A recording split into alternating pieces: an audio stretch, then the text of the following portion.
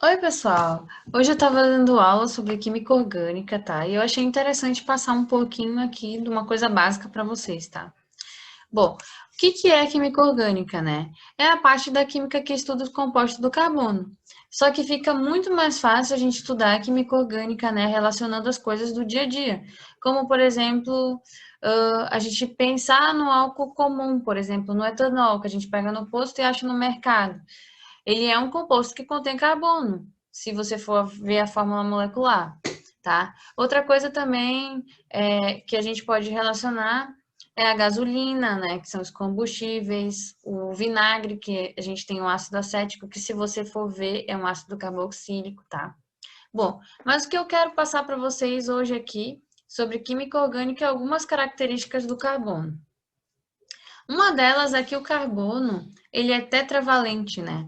Então, se a gente for olhar na tabela periódica, ele é da família 4A, certo? Então, ele tem 4 elétrons na última camada de valência. E aqui a gente tem a fórmula da estrutura de Lewis, né? E tem aqui o carbono fazendo 4 ligações com o átomo de hidrogênio. E aqui a gente tem a fórmula estrutural ou de Kekulé, tá?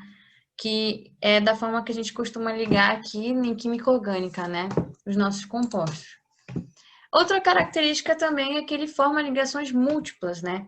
Então, aqui a gente pode fazer uma ligação dupla entre carbono e carbono, ligação dupla entre carbono e oxigênio, uma ligação tripla entre carbonos, outra ligação tripla entre carbono e nitrogênio, tá? Outra característica dele é que ele pode fazer ligações com várias classes de elementos, como, por exemplo, tanto com os metais como com os não metais. Então, você pode ver moléculas das duas formas, tá? E outra característica também que o carbono pode apresentar é que ele forma cadeias extensas, né? Ele pode formar cadeias com vários elementos, por exemplo, o enxofre, o fósforo e etc, tá? Só que nenhum elemento químico tem a capacidade de formar cadeias tão longas e variadas como o de carbono, tá? E é por isso que a gente estuda polímeros, né? Em química orgânica também.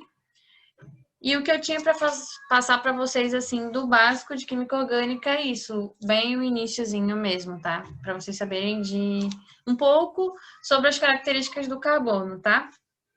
E obrigada por assistir e dê o like e compartilhe se puder, tá bom? Muito obrigada.